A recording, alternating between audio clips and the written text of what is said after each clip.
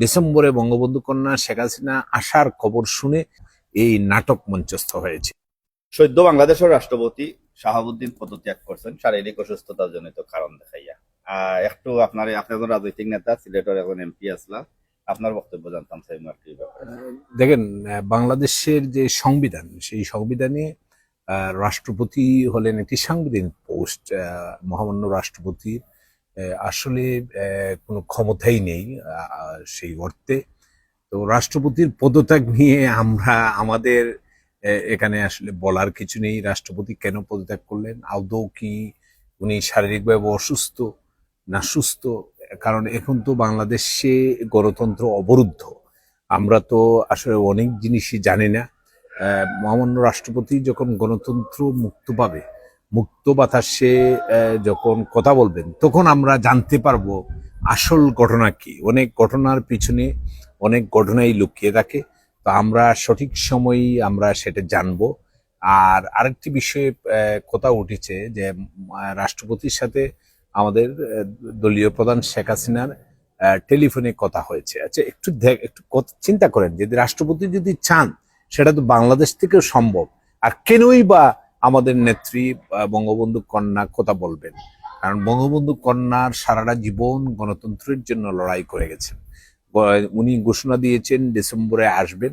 ডিসেম্বরে আসা শোনার পর থেকে বাংলাদেশে যে কাঁপন শুরু হয়েছে সরকার দল এবং তথাকথিত বিরোধী দলের মাঝে, সেটির বহিঃপ্রকাশ আমার মনে হয় ঘটেছে রাষ্ট্রপতিকে পদত্যাগ করানোর মধ্য দিয়ে। রাষ্ট্রপতি আদৌ স্বইচ্ছায় পদত্যাগ করেছেন কিনা, আমরা একটি চিঠি দেখেছি। সেই চিঠিতে রাষ্ট্রপতি এবার হাত দিয়ে কিছু লিখেছেন, বানানো ভুল আছে।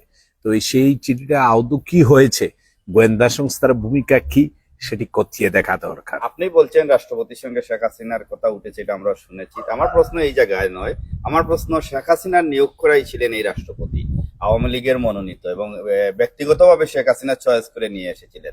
এই রাষ্ট্রপতি যদি যে কোনো পরিস্থিতি শেখ হাসিনার সঙ্গে কথা বলেন, এটা কি অপরাধের পর্যায়ে পড়ে, বা বলাটা তো অন্যায় কিনা আপনার দৃষ্টিতে? দেখেন, টেলিফোনে অনেকে বিষয়ে কথা বলতে পারে, এটা সৌজন্যতা, ভদ্রতা, কিন্তু এটি ডাহা মিথ্যা।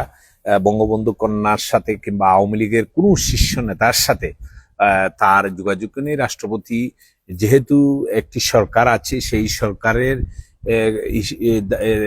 দেয়া বক্তব্যই জাতীয় সংসদে উনি বক্তব্যে ভাষণে বলেছেন, বা বিভিন্ন সময়ে বর্তমান সরকার যেভাবে লিখে দিয়েছে রাষ্ট্রপতি সেভাবে বলবেন।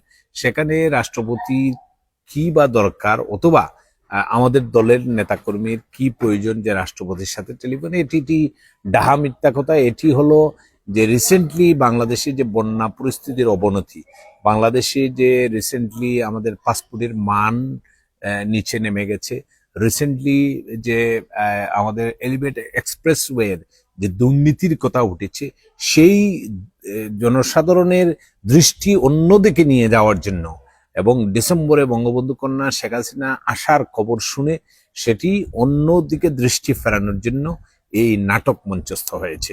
এইভাবে নাটক মঞ্চস্থ করে বেশি দিন চলা যাবে না।